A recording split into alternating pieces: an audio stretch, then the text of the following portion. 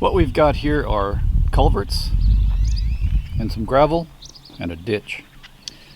The original driveway for the house is here. It's also got a culvert, concrete. But for the approach to the house, I wanted to have a circular driveway. So off of the road here, I've put in these two culverts and I've tapered those off. The pieces that I cut off, I'm going to put tapers on there as well just to make them look nice, and then I'll concrete them in later. These two approaches are going to have concrete pads over them, but then the circle, half circle, is going to be pavers, or actually a ring of pavers, and between them is crushed limestone. Up alongside the house, from there, around the front of the garage, front wall, and over to the entry door is going to be pavers, concrete pavers. That's the plan. So on these approaches, what I have to do is excavate along the leading edge. These concrete aprons here, they're about 6 inches deep. They got rebar, and that's just because that's for the leading edge of any vehicle. All the weight's going to go there, so I have to excavate a ditch down there, and rebar will be put in. Now, as far as width of these two aprons, these stakes are 14 feet apart. And then to the center post, because it's a circular driveway, I think that was, I can't remember, I think it's 22 feet between this stake and that stake, and then that stake over there. It's just going to be a radius. That's for the inside, and then the outside is 14 feet again. Leads in toward the house. So this stake has got to be my anchor.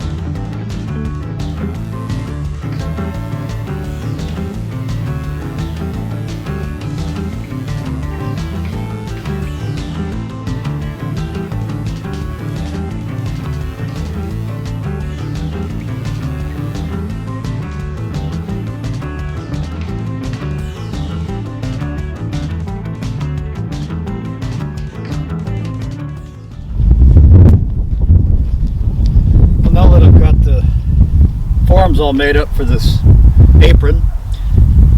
There's too much rock in the middle, so I'm going to get a piece of timber and kind of use it like a screed, and just measure down 4 to 5 inches. That's how thick I want the pad. And whatever's left over, I'll shovel over there where the driveway is going to be.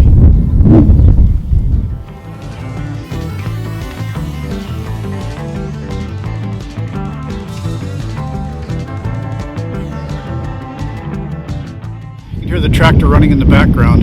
I have to do some excavation today. I've got to remove some of this soil, this top layer, and I have to make room for some crushed limestone. That'll be the base. Immediately behind me is going to be pavers, concrete pavers. And then over there where I've been working on those 2 aprons for the new circular driveway, that is pretty shallow. I mean, I don't have to take much soil away from there yet, but closer to the house I will. And that'll be the driveway itself is going to be also crushed limestone with a ring of pavers on the border. And so I drew some lines on the ground with some orange marker paint and show you that. I'm lined up in the distance there with the porch, the concrete porch in front of the house.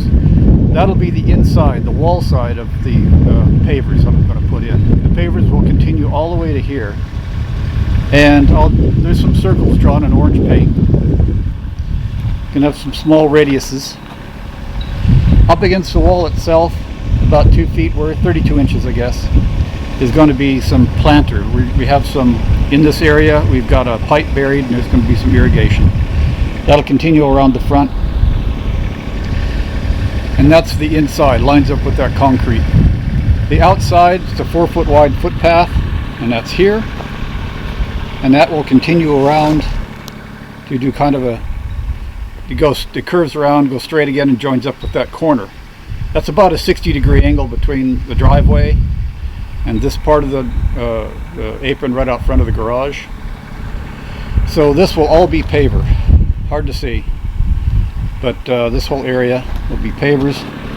4-foot wide paver footpath, and marks are few and far between here. But there, some more orange markers. That's again the inside of the footpath. It's just going to line up and join up with the concrete there and go straight across the front.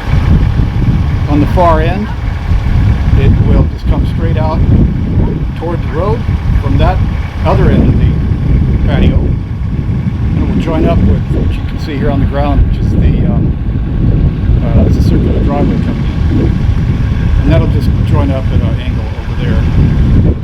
Right here, though, is going to be where this footpath, that's the outside end of the footpath, curves around, and it'll be going back 4 feet wide, back over toward the garage. Again, these circular driveways, this is all going to be crushed limestone with a border of reddish pavers. In the center there, we're not sure what it's going to be, but it'll have an irrigation spigot. It might have grass, or might have some kind of interesting sculpture. I don't know. Get to that later.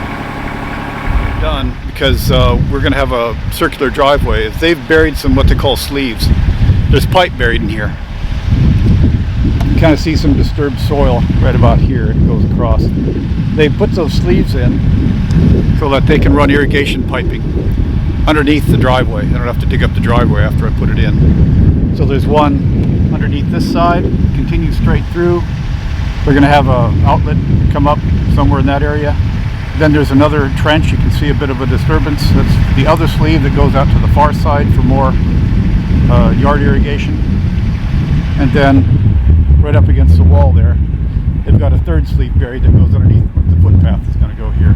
You can see the yellow orange marks that they've made. And yeah, that's all our irrigation.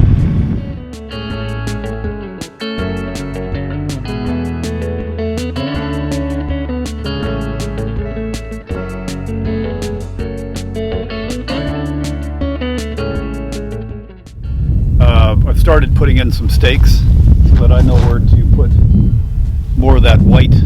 It's called caliche, and I've got a pile of it back there. Anyways, I need to find out where it goes, and I have an inner ring yet to do, so I'll do that now. and then start bringing in some crushed limestone.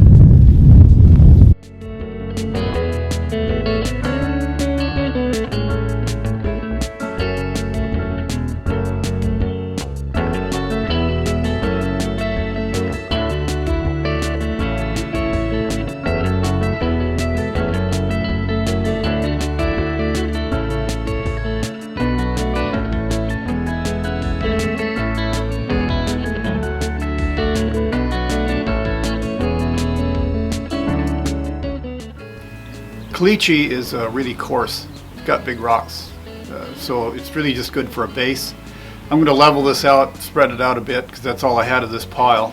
The rest of the stuff is going to be all crushed limestone, and that's much finer, packs down better.